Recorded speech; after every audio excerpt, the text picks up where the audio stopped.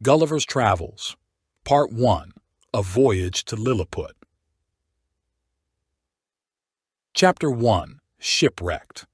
My father owned a small estate in Nottinghamshire. I was sent to Emmanuel College in Cambridge when I was just 14. I stayed there for 3 years and studied hard. But I had a small allowance which was not enough for my expenses, so I had to work with Mr. James Bates, a famous surgeon in London. My father sent me money sometimes, which I used to learn navigation and other things that were needed for traveling. I worked with Mr. Bates for 4 years and then returned to my father. I managed to collect £40 and left for Leyden to study physics. I studied there for 2 years and 7 months. Mr. Bates had been happy with my work and recommended me to Captain Abraham Pannell, where I worked for 3.5 years. Since the captain was a commander of a ship, I was able to make a couple of voyages in the sea. Mr. Bates encouraged me to settle down in London, where I married Mrs. Mary Burton and lived in a house. Mr. Bates also recommended me to a few patients, and thus I could live comfortably. Mr. Bates passed away a couple of years later, and as a result, my business began to fail. I had no choice but to go to sea. My wife agreed to let me go, and I set out. I made many voyages for 6 years, including to the East and West Indies. I was a successful surgeon and made a fortune on these voyages. I tried to learn the language of the people where I went and tried to understand their customs and traditions. Finally, I decided to spend my time with my family, and so I returned home. But again, I was not successful in earning a decent living. I tried moving to other towns, but that too did not help much. This went on for 3 years, and my situation remained the same. Then I received a good offer from Captain William Pritchard, master of the Antelope. The ship was making a voyage to the South Sea, and I accepted the offer. The voyage started from Bristol on May 4th, 1699. Though the voyage began peacefully, soon there were many ups and downs. We met a violent storm and lost our way. 12 crew members lost their lives due to harsh conditions. On the 5th of November, the seamen spotted a rock nearby. The strong wind drew us directly upon it, and as a result, the ship split. I, along with 5 more seamen, let down the lifeboat and tried to steer clear of the ship and the rock. Within a few minutes, our boat was overset by a sudden wave and we were thrown into the sea. I swam in the sea, being pushed by the wind. The storm died down and I could feel land under my feet. I walked about a mile before I reached the shore. It was evening by then. I could not spot any houses or people. I was very tired and the weather was too hot. This made me drowsy and I decided to sleep. I lay down on the grass and immediately fell asleep. I slept soundly and directly woke up the next morning. I was not able to get up as my arms and legs were fastened to the ground. I had long, thick hair which was also tied down like my arms and legs. I could feel something moving across my body but could not look down. From my position, I could only look upwards. The sun shone brightly, and it hurt my eyes. There was a lot of noise around me, and soon I saw a human form walking over my body.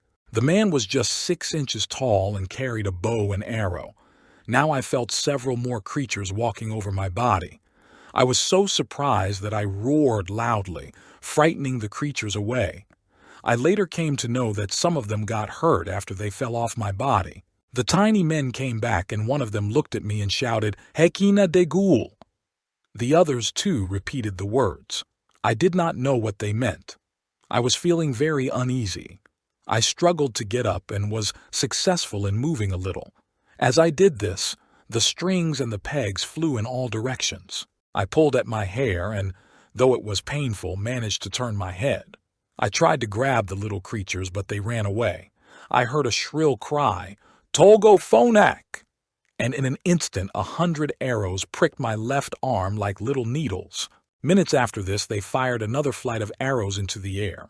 Many of these fell on my body. I fell back, groaning in pain. I tried to get up again, but they shot at me once more, and some of them pricked my body with tiny spears. Luckily, I was wearing a buff jerkin which protected me from getting pricked. I realized that I should lie down quietly to be safe. I thought that I could escape at night as my left hand was already loose. I was confident that I could fight with their army if they were all of the same size. When the little men saw that I was lying still, they stopped shooting at me. But I guessed by the noise they made that the number of people had increased. I could hear a lot of knocking near my right ear that went on for over an hour. I turned my head a little and saw that they had erected a stage near me. A man addressed me from the stage. He spoke for a long time, but I did not understand a word of it. Before he started speaking, he called out 3 times, "Langro dehul san." On hearing these words, about 50 men came running and cut off the strings that fastened the left side of my head. Now I turned to the right to look at the man. He seemed to hold an important position among the inhabitants. He spoke well, and I could get an idea from his expressions that he was threatening me. He also spoke with a little kindness and pity. I answered as passively as I could. I lifted my hands to the sun and gestured to them that I was hungry. I put my finger to my mouth many times as I was famished. I had not eaten for a long time. The man Hergo, as he was called by everyone, understood me and commanded that arrangements be made to feed me. About 100 men marched on my body, carrying baskets full of meat. I ate the pieces of meat 2 or 3 in one mouthful as they were very small. They were surprised at my appetite as I went on eating. Then I signaled to them to get me something to drink. They brought a huge barrel and rolled it to me. I drank it in one go as it was very less. It was some kind of wine and it was delicious. Seeing me eat and drink made them very happy and they danced on my breast. I was tempted to pick up 40 or 50 of them and dash them to the ground. But the pain of the arrows prevented me from doing so. Besides, I was bound by the law of hospitality not to hurt the people who had been kind to me. I marveled at the courage of these men who walked all over me knowing that I had the liberty to harm them. After a while, another important official visited me. He spoke at length, showing no sign of anger. He spoke with determination, pointing forwards the entire time. I later came to know that he was pointing to the capital city. I gestured to him that I needed my liberty, and he understood me. But he refused to free me and gestured that I will be kept prisoner. However, he assured me that I will have plenty to eat and drink. I heard the people shouting the words "Peplum Salan," and my cords were loosened a little so that I could move. They applied some ointment on my face and hands. It had a pleasant smell and, in a little while, eased the pain of the arrows. The food and the ointment made me sleepy, and I slept soundly for about 8 hours. I came to know later that the physician was ordered by the king to mix a sleeping potion in the wine. I was informed that the king had made arrangements to tie me, feed me, and to carry me to the capital the very night that I had arrived on the shore. It was a prudent and generous act by the king to let me live. These people were good at mathematics and were encouraged by their emperor to do things. 500 carpenters and engineers were hired to build the largest engine they had. It was a 7-foot-long wooden frame which was moved by 22 wheels. It was brought near me, but they did not know how to put me on it. They erected 80 poles and strong cords were fastened by hooks. These cords were then attached to bandages which were tied around my body. 900 men drew up these cords with the help of pulleys, and I was transported to the engine in 3 hours. About 1,500 horses pulled this engine to the Metropolis. I was fast asleep during all this and woke up about 4 hours later quite accidentally. 2 or 3 young natives who were curious to see me had climbed up and poked their spikes in my nostril, causing me to sneeze loudly, and thus waking me up.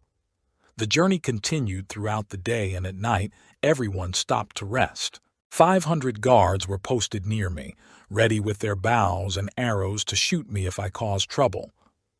The journey was completed the next day when we arrived at the city gates at noon. The emperor and his entourage came out to greet me. It was decided that I would be kept in an ancient temple which was no longer in use. There was a gate to the temple that was 4 feet high and 2 feet wide. I could easily crawl through it. Chains were attached to a window on one side and my left leg on the other side. There was a turret nearby, and the emperor climbed on it to look at me. Over 100,000 people came out of their homes to see me that day. The workmen made sure that I could not cut off the strings and break loose. I stood up, much to the astonishment of the people. The chains that held my left leg enabled me to walk only backwards or forwards in a semicircle. However, I could creep in through the gate and lie down in the temple. Chapter 2. The Country of Lilliput. As soon as I could stand up, I looked around and wandered about the place. It looked like a garden with trees and flower beds. The town was nothing but a painted scene of a city in a theater. I was pressed by nature's call as I had not been able to unburden myself for the past 2 days. I walked as far as the chain on my leg would permit me and unburdened myself. I was feeling quite ashamed of doing so, but I was in distress and there was no other way. After that day, it was my daily routine to relieve myself, and 2 servants were assigned to carry away the offensive matter in wheelbarrows. One morning, as I came out to get some fresh air, I saw the emperor coming towards me on horseback. The horse was startled to see me, as it had never seen such a huge mountain moving. The emperor was able to control the animal with the help of his attendants. The emperor came near me and looked at me closely. He then ordered his servants to feed me. The servants pushed forward vehicles with wheels that had food in them. I emptied them quickly. The emperor was taller than any other inhabitant of that land. He had strong masculine features with an Austrian lip, an arched nose, and a dark complexion. He stood erect and looked graceful. He was not very young, though. His dress was simple, but he had a light golden helmet on his head. He held his 3-inch-long sword ready to strike if I happened to break loose. He spoke in a shrill voice, but it was very clear. The ladies and the other courtiers were dressed beautifully. As the emperor spoke to me, I returned a few sentences, but he did not understand any of them. The priests and lawyers present there also spoke to me. I answered them in as many languages as I knew, but it was of no use. After 2 hours, they left me in the care of the guards and retired. The people who had gathered were impertinent and shot arrows at me. They were captured by the colonel and delivered to me. I put 5 of them in my coat pocket and pretended to eat the 6th one. My gesture appalled the soldiers, especially when I took out my penknife. But I cut the strings that bound the man and set him free. I did the same to the rest of them. This act of kindness and decency was met with approval. It was also presented in the court, and this was to my advantage. I crawled back in the house at night and lay on the ground. It took about a fortnight for a special bed to be prepared for me on the orders of the emperor. 600 beds were brought and sewn together to make a bed of my size. They also provided me with sheets, blankets, and other things. Though they were not very comfortable, yet I felt thankful as they kept me away from the hard floor. People from all over the kingdom came to see me in the next few days. This disturbed the affairs of the kingdom as the fields were neglected. The emperor then made several announcements to stop this inconvenience. He passed a resolution that once they see me, they should return immediately and not come within 50 yards of the place where I lived again. The emperor called several meetings to decide what should be done with me, as the court was facing many difficulties on my account. They were worried that I might break loose and harm them. One more worry was that due to my large appetite, the kingdom may face famine. They contemplated killing me but brushed it off, as they would not be able to dispose of my body, and the decaying body might cause a plague in the kingdom. They gave an order to each villager to supply 6 beeves, 40 sheep, and other things needed for my sustenance every morning. The emperor paid the villagers for this from his treasury. He also arranged 600 people to be my domestic servants. They would be given wages, and all arrangements were made for their boarding and lodging. Furthermore, 300 tailors were assigned to stitch clothes for me, while 6 great scholars would teach me their language. He asked me whether I would feel offended if his soldiers searched me for any hidden weapons. I assured him that I would not mind it at all. I picked up the men and put them in my pockets to help them search me. They found a little gold in a small purse, a silver watch, a comb, a globe, pistols, and similar things. They wrote down whatever they had found so that it could be shown to the emperor. They described each thing as they perceived it, as they had never seen such things before. They had never seen a watch or a globe before. The shaving kit that I had amazed them. I had to explain that I used it to shave and cut the meat that I eat. My watch, my bridles, my sword, and my purse were mentioned in the inventory. As soon as I took out my sword, the soldiers gave a cry of terror and surprise. Though it was rusted in some places, it looked bright in others. I swayed the sword in my hand, but the emperor was not shaken as I had expected him to be. He ordered me to put it back in the scabbard and put it on the ground gently. Next, I was asked to give up my pocket pistol. He desired that I show him how to use it, and after cautioning him, I fired in the air. The sound of the gun startled them, and many of them fell down as if they were dead. The emperor, too, was astonished by the sound. However, I put down both my pistols and the bag of gunpowder at my feet. I warned him to keep the bag of gunpowder away from fire, as it could cause a spark that could blow up the imperial palace. I then gave up my watch, which was carried on a pole by 2 men.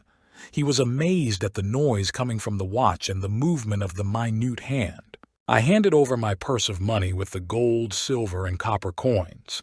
My snuff box, handkerchief, knife, razor, and my journal had to be given as well. They carried away most of the stuff in huge carriages. They were not able to find my spectacles, optical glass, and a few other things. I was not bound by honor to give them up, and moreover, I thought they might get lost if I gave them up. Chapter 3. I get my liberty. The emperor, the courtiers, the army, and the general public were by now impressed by my good behavior. I was now hopeful that I may gain my liberty soon. I continued with my courteous behavior and good disposition. When the natives came to visit me, I would sometimes lie down and let the girls and boys dance over my body. Many a time they played hide and seek in my hair. I was soon able to understand their language to a great extent and could also speak it a little. One day, the emperor decided to entertain me, and I was shown a variety of programs like the rope dance. The dancers had to perform on a slender rope about 2 feet above the ground. They were trained to do this since youth. The selection is rather difficult too. The candidates have to jump, and whoever jumps the highest without falling is selected. There was one more diversion which is usually shown only to the emperor, the empress, and the first minister. The ceremony is performed in His Majesty's Chamber of State. The emperor puts 3 silken threads on a table as prizes for the one who wins his favor. The candidates have to show agility in this diversion. A stick is held by the emperor which is parallel to the horizon. The candidates have to creep under or leap over it. Sometimes the emperor holds the stick near his body too. The winner is given the blue-colored silk. The second one is given the red, and the green is given to the third. They then tie this silk round their middle. By now the horses were not shy of me anymore. They would come near me without being scared. The riders would leap over my hand as I laid it on the ground. One day, I was able to divert the emperor in an extraordinary way. I told him to get me some sticks of 2 feet height. The sticks were brought to me the next morning. I erected these sticks on the ground and tied my handkerchief to it. I asked the emperor to let 24 of his best horses exercise on this plain that I had erected. They assembled and got into order and began a most disciplined military training. The sticks that I had erected prevented them from falling. This delighted the emperor, and he ordered this to continue for several days. I lifted him up and asked him to give commands. I even persuaded the empress to let me lift her up in her chair and take her within 2 yards of the stage. Fortunately, no misfortune happened apart from the fact that one horse tore a hole in my handkerchief and fell off along with his rider. One day I was entertaining the court when a messenger arrived to inform the emperor that they had found an unusual thing on the shore. It was the same spot where I had been found. They said that the thing was oddly shaped and very wide. It was not a living thing because it did not move. The men climbed up on it and saw that it was flat, even and hollow within. They thought it might belong to the mountain man, as I was called by everyone. They asked the emperor whether the thing should be brought to him. I understood what they meant and was happy to receive it. It was my hat that must have fallen off when I first came to the shore. I requested the emperor to give orders to bring it to me as soon as possible. I told him the use of it, and the next day I had my hat, though it was not in a good condition. They had bored 2 holes in it and dragged it for a long distance. A couple of days later, the emperor ordered me to stand with my feet apart and asked his general to march his army under me. A very colorful march ensued, and the emperor ordered them to maintain decency at all times. But a few young officers took the liberty of looking up as they passed under me. They must have been amused to see the condition of my breeches. I had asked for my liberty so many times that the emperor put the matter up in front of the council of ministers. All of them agreed that I should be set free except Skyresh Bolgalam, who had become my enemy for unknown reasons. Though he was well versed in the affairs of the court, he had an evil streak in him. However, it was decided that I should be given my liberty. Several conditions were read out to me before setting me free. I was told to swear that I would follow them. The method was weird, but I had to do it. I had to hold my right foot in my left hand and place the middle finger of my right hand on the crown of my head with the thumb on the tip of my right ear. The conditions that I had to follow were that I should not go away from that kingdom without their permission. Next was that I should not enter the metropolis without prior notice so that the people may take refuge indoors. The third condition was that I should walk only on the road and not dare to enter the fields. And while I walked, I should be careful not to trample anyone under my feet. The next condition was that I should carry out duties as a messenger if it was required, by carrying the men and horses in my pocket. I was also obliged to be their ally in case their enemies from Blefuscu attacked the kingdom. I was also told to help the workmen in building royal buildings and parks. And lastly, they promised that I would get a daily supply of food and drink. I had free access to the royal person and other benefits. I swore to do all this happily. My chains were removed and I was set free. I showed my gratitude by bowing down at the emperor's feet, but he commanded me to get up. He said that he hoped I would prove to be a faithful servant and be deserving of the favors granted to me. They had fixed an amount of meat to be served to me daily. It was equal to the food needed to support 1,724 Lilliputians. Later, I came to know the exact figure was reached by the mathematicians at court. They had taken my height, which was in proportion of 12 to 1 with their bodies. Thus they concluded that I should eat food equivalent to 1,724 men. This gave me an idea of the cleverness of the people of that land and the economy practiced by the emperor himself. Chapter 4. A Visit to the Metropolis. As soon as I was given liberty, I asked the emperor to let me see Mildendo, the metropolis. The metropolis is surrounded by a wall that is 2.5 feet high and around 11 inches broad. Strong towers are built at every 10 feet to protect the city. I entered the city gingerly so that nobody would be hurt. The city was an exact square with each side about 500 feet long. The 2 streets divided the city into 4 parts. Exactly in the center was the emperor's palace. It was surrounded by a 2 feet high wall. I stepped over the wall as I had the permission to do so. The royal apartments were in the inner court which I wanted to see, but it was not possible as the gates were only 18 inches high. The outer buildings were 5 feet high and I could not walk over them without causing damage. The walls were strong enough, but I didn't want to try. The emperor wanted me to see the interior of the palace, but he had to wait for 3 days before I could see it. I had to cut down the trees with my knife, and with these I made 2 stools about 3 feet high. They were strong enough for me to stand on them. I walked over the wall while stepping on these stools and entered the inside courtroom. Then, lying down on my side, I looked through the windows at the magnificent interiors. I saw the Empress and the young princes inside the splendid rooms. The Empress was pleased to see me and gave me her hand to kiss. It was a fortnight after getting my freedom that Dressel, the principal secretary of private affairs, came to visit me. He wanted to speak to me about something important. I had to lie down so that he could speak in my ear. He started by praising me, and then spoke about two great dangers that the kingdom faced. One was from inside the kingdom, a faction that was ready to revolt, and the other danger was invasion by an outside enemy. The internal danger was from the people who were still comfortable with the ancient constitution. The kingdom faced a threat from outside, too. Blefuscu, one of the mightiest empires, was planning to invade the kingdom. The Lilliputians and the Blefuscians had a long history of enmity. Dressel told me that in the olden days the eggs were broken on the larger side before eating, but the present emperor's grandfather, when he was a child, cut his finger while breaking the egg from the larger side. The father passed a resolution stating that eggs should be broken from the smaller end from that day onwards. He also proclaimed that anyone who did not do this would face penalty. Many people did not like this idea and revolted. The kingdom of Blefuscu took advantage and created more unrest within the kingdom of Lilliput. They accused the emperors of changing the religion.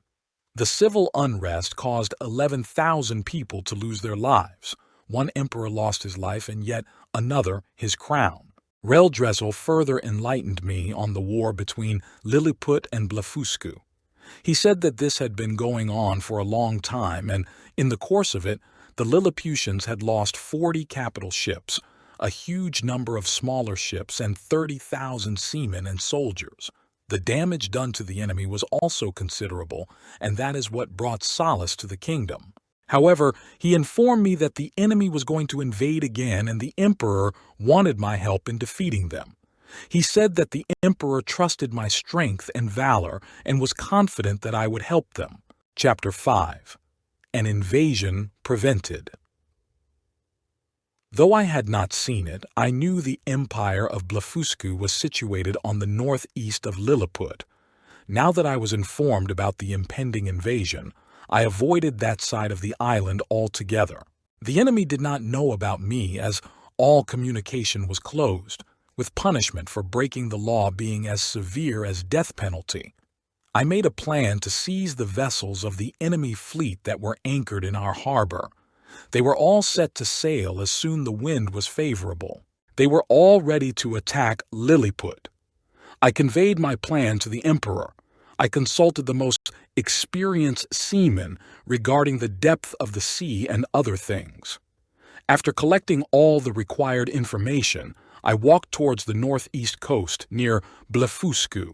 I then hid behind a hillock and took out my perspective glass. From my position, I observed the enemy fleet. I could see about 50 men of war and a great number of vehicles. I returned home and gave orders for a strong cable and bars of iron. The emperor had given me authority to order whatever I wanted for the sake of saving the empire. The cable was very thick, and the bars were of the length of knitting needles. I trebled the cable to make it stronger and twisted 3 bars together. I then fixed 50 hooks to the cables and went back to the northeast coast. I took off my coat, shoes, and stockings and walked into the sea for about half an hour. I waited for a while and swam as fast as I could till I felt ground underneath. When I reached the fleet of ships, the enemy was startled. They were so frightened to see me that they leapt out of their ships into the sea. They rushed to the shore where around 30,000 men were waiting. I then fastened a hook to each ship and tied all the ends together. In the meantime, the enemy started shooting arrows at me that struck my hands and face. They hurt me, and I was successfully distracted from my work. I quickly took out my spectacles and put them on my eyes to save them from the arrows. Now I went on with my work confidently. By now I had fastened all the hooks and started pulling the ships, but unfortunately the ships did not move as they were strongly anchored. I took out my knife and cut the cable attached to the anchors, thus freeing the ships. I pulled them along, but I was being shot at the entire time. The Blefuscians had no idea of my intentions and were horrified. They had seen me cut the cables, so they assumed I would let the ships drift away. But when they saw me pulling all the ships together in order, they screamed in terror. As soon as I was out of their range of arrows, I stopped to remove the arrows from hands and body. Then I rubbed a little ointment which I had been given earlier. I put away my spectacles and waited for the tide to subside. Then I waded through the water and arrived at the port of Lilliput with my cargo. The emperor was waiting at the port with the whole court. When they saw me in the water, they thought I was drowning and the enemy fleet was coming to attack them. But as I came nearer, their fears eased. As I neared the port, I cried out, "Long live the mighty king of Lilliput!" I was received with a lot of honor by the emperor. The emperor furthermore wanted me to bring the other ships from Blefuscu to the port of Lilliput. It was his desire to reduce the kingdom of Blefuscu to a mere province which could be ruled by a governor. He wanted to remain the sole monarch of the whole world. I tried to reason with him that this was against justice. Then I plainly protested that I would not assist in bringing a free and brave people to slavery. I was happy to see that the wise men of the court agreed with me. However, my refusal was met with a lot of dissent by many, including the emperor. The emperor was shocked at my boldness and never forgave me for it. There were many ministers who disliked me from the beginning, and now they had a chance to conspire against me openly. Within 2 months of this episode, I realized that an emperor cannot be your friend, no matter what you do. Nearly 3 weeks had passed since I had averted the invasion by Blefuscu when a delegation arrived from there. They wanted peace with Lilliput and the emperor agreed to it. But many conditions were put forward and all of them were to the advantage of Lilliput. The ambassadors praised me for my strength and wanted to see my strength. I obliged them with a few feats and they were impressed. I told the ambassadors to present my respects to their emperor. I praised the emperor and wanted to meet him before I went back to my own country. The next time that I met the emperor of Lilliput, I asked his permission to meet the emperor of Blefuscu.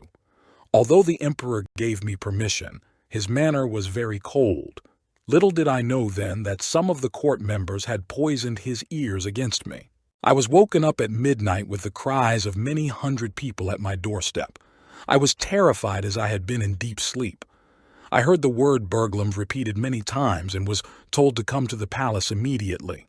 Her Imperial Majesty's apartment was on fire because of the carelessness of a mind. I quickly made way to the palace.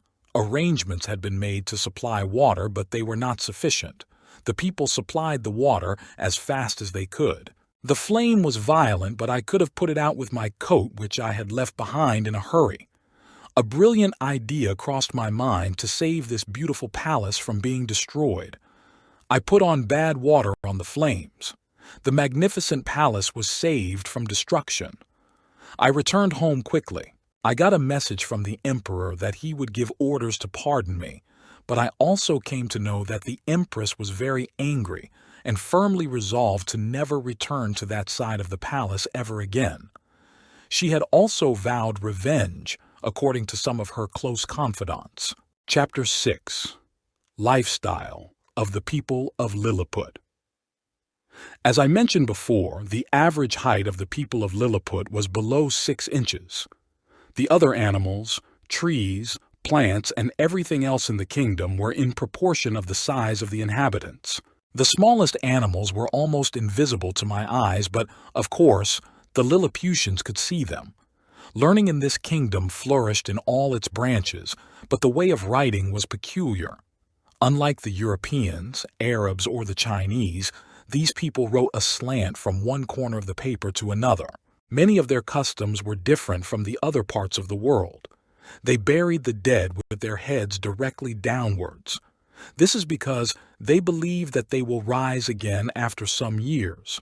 They also believe that the earth is flat and it will turn upside down, so all the dead will be found standing on their feet. Their laws about crimes against the state were very weird too. Criminals were punished severely, But if the accused proved his innocence, the accuser was put to death. The accused was compensated for all this from the goods of the accuser.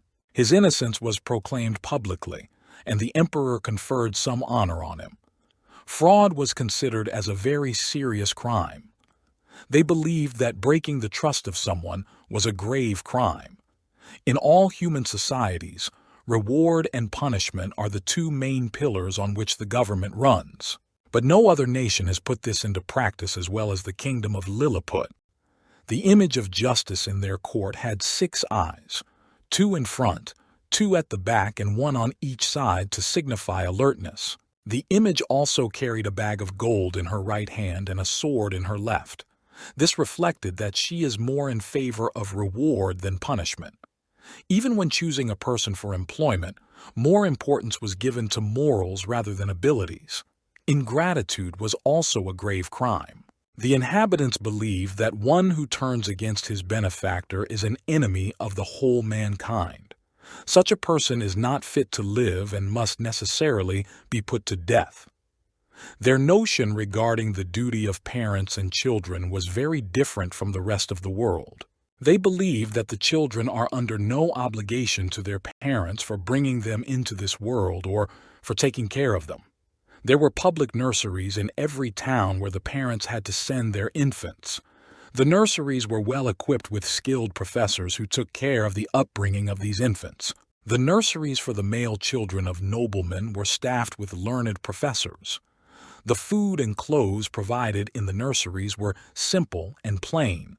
They were taught the morals of honor, justice, courage, modesty, love for the country, etc. They were dressed by men till they were 4 years old, and then they had to take care of themselves. The children were never left alone with servants, and they went out in groups in the supervision of professors. The parents were allowed to meet their children twice a year for an hour or so. They could kiss their children, but under the watchful eyes of the professors.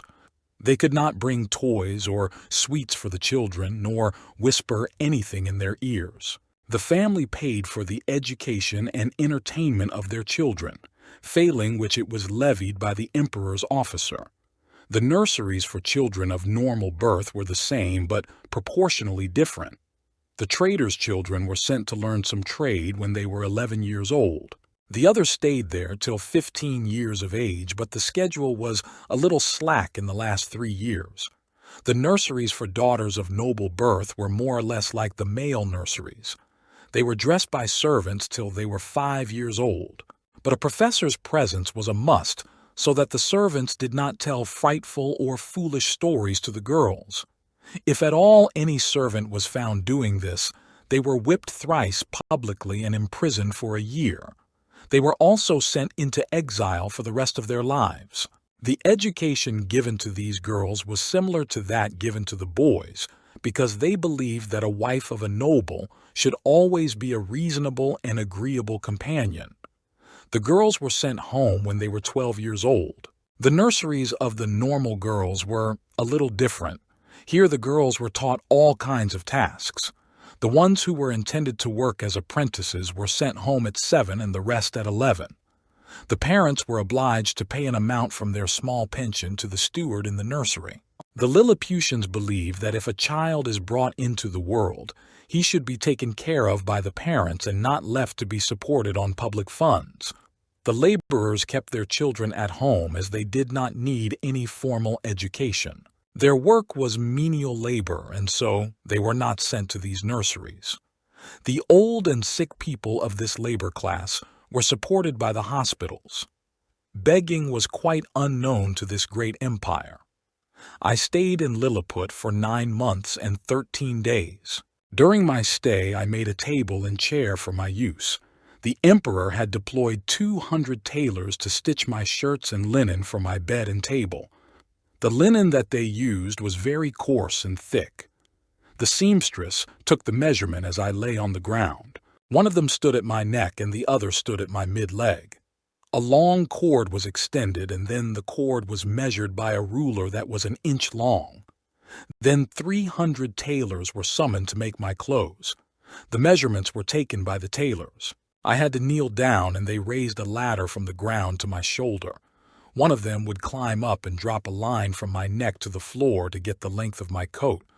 When the clothes were ready, they looked like patchwork to me. Feeding me was also a problem. I ate a large quantity of food, and this was no small feat. Special arrangements had to be made for this. 300 cooks were employed to cook food for me. Small huts were built near my home to house the cooks and their families. Meat and wine was served to me by them. A dish of their meat was only a mouthful to me, and their barrel of liquor was a sip. The taste of the meat was the same as I ate in my country, but the beef was excellent. The geese and turkeys were also better than those of my country. One day the emperor sent word that he wanted to join me at my table for a meal. He would be accompanied by the young princes and princesses too. When they arrived, O made them sit with me. The high treasurer, Flimnap, resented me from the beginning. Today he was trying his best to trouble me, but I ignored him and ate well to the admiration of everyone. Flimnap told the emperor that the treasury was suffering a lot due to my expenses, and he should dismiss me as soon as possible. Flimnap was jealous of me because of some evil people. They informed him that his wife had taken a fancy to me, and this scandal became the talk of the court for a long time. The rumor was that the lady had come to my house privately once. This was a false allegation. The lady came to my house often, but never alone. She was always accompanied by her sisters or daughter. I had instructed my servants to inform me whether there was a coach at my door. Then I would go there and pick up the coach and put it on the table in front of me. I would often have 4 coaches and horses at my table, full of company. I spent many afternoons in this manner when I had conversations with people. I defined the treasures to prove that I had ever spent time alone with anyone apart from Reldresal, who was sent by the emperor himself. I did not want the reputation of this lady to be tarnished by anyone. The wrong information given to him made the treasurer treat his wife badly for a while. He reconciled and made up with her, but he was still the same with me. By now I had lost interest in the emperor, who was influenced by people like Flimnap. Chapter 7. I escaped to Blefuscu. Some people in the court were jealous of me and resented me. They started planning a conspiracy whereby I would be accused of high treason and be punished accordingly. A high official in the emperor's court came to me one day. He was my well-wisher, as I had helped him some time back. Now he wanted to warn me of what was going to happen. He came in a closed chair and wanted to meet me without giving his name. I gave him permission, and after his chairman had left, I put the chair in my pocket and went inside my room. I fastened the door and put the chair on my table and sat down beside it. The visitor was worried and wanted me to listen to him with patience, as the matter involved my honor and life. I assured him that I would listen to him. He informed me that many meetings were being conducted about me, and just 2 days back, the emperor had made a resolution.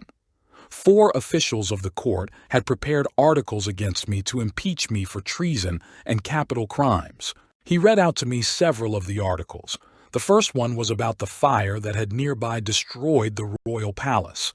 The article said that whoever had passed unwanted things inside the royal palace was subject to punishment, and I had done so under the pretense of extinguishing the fire. The second article was my crime against the empire when I refused to help them destroy the Blefuscu empire. My third crime was that I had entertained the ambassadors from Blefuscu, knowing that they served the king, who was the emperor's enemy. And one more allegation was that I was preparing to make a voyage to Blefuscu without a written permission from the emperor. He further said that there were many other articles, but these were the important ones, and so he read them out to me. The official told me that the emperor reminded the court about the services that I had done to the empire, but my enemies insisted that I should be put to a very painful death. They suggested setting my house on fire at night, and the general would be ready with his men, who would shoot poisoned arrows at me. My servants would also be ordered to put some poison on my clothes, which would make my tear my own flesh. But the emperor had asked them to spare my life. The emperor then asked Reldresal his opinion, and according to the official, he proved to be my true friend. He asked the emperor to show me mercy. Reldresal praised the emperor for his kindness, which was known of worldwide, and appealed to him to let me go after damaging both my eyes. This way justice will be done, and the world will praise the emperor's generosity. Reldresal said that damaging my eyes would not reduce my strength and I could still be useful to the empire. Reldresal's proposal was not met with a positive response.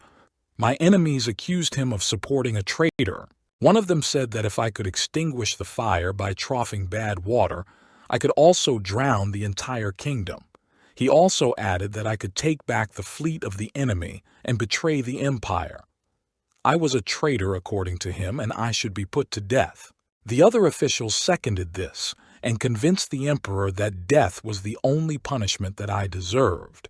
But the emperor was against capital punishment and asked Reldresal if there was any other punishment that could be given. Reldresal quickly said that if my life was spared, I could be left to become weak and faint by reducing my sustenance. He added that once I died, the emperor's men could cut my meat away from the bones and bury it in faraway places, leaving the skeleton as a monument. So it was decided that I would be starved to a slow death. The official said that this was to be kept a secret. The sentence of damaging my eyes was put down legally, and in 3 days, Reldresal would come and read out my impeachment to me. I was horrified to know the method they were going to adopt to put out my eyes. Sharp, pointed arrows would be discharged in my eyes while I lay down on the ground, and this would be supervised by the emperor's surgeons. The official left as quietly as he came, leaving the decision of my survival or escape to me. As was the practice of the empire, the emperor made a public speech about his kindness and generosity. This was done so that the people were not terrified of the punishment. I now thought that I must fight my own case, but knew it was not possible. I was aware that I would not stand a chance against the conspiracy.